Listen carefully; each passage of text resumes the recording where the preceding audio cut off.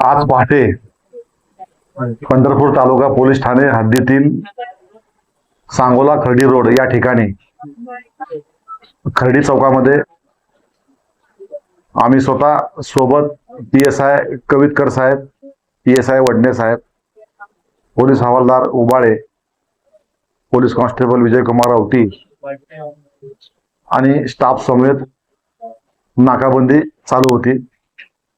नाकाबंदी चालू असताना नाकाबंदी पॉइंट पासून काही अंतरावरती दोन गाड्या, त्यामध्ये ACSX कार आणि दुसरी गाडी टाटा टेम्पो बराच काळ त्या ठिकाणी थांबून होते, परंतु ते समोर येत नव्हते.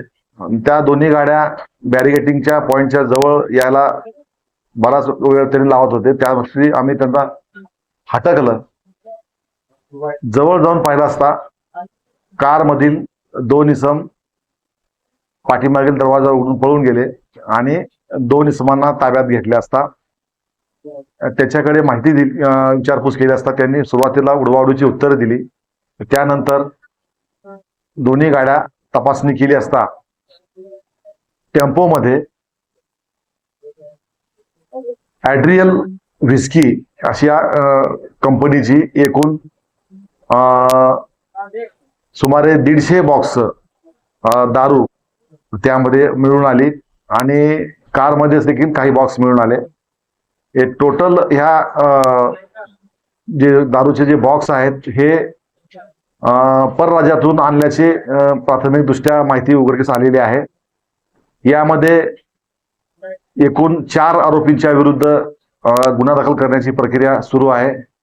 त्याच्यामध्ये महाराष्ट्र दारूबंदी कायदा आणि इतर कलमानुसार गुन्हा दाखल करण्याची प्रक्रिया चालू आहे.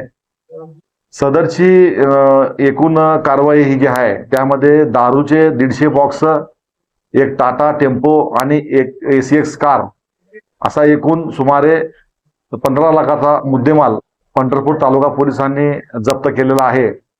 आणि सदरची कारवाई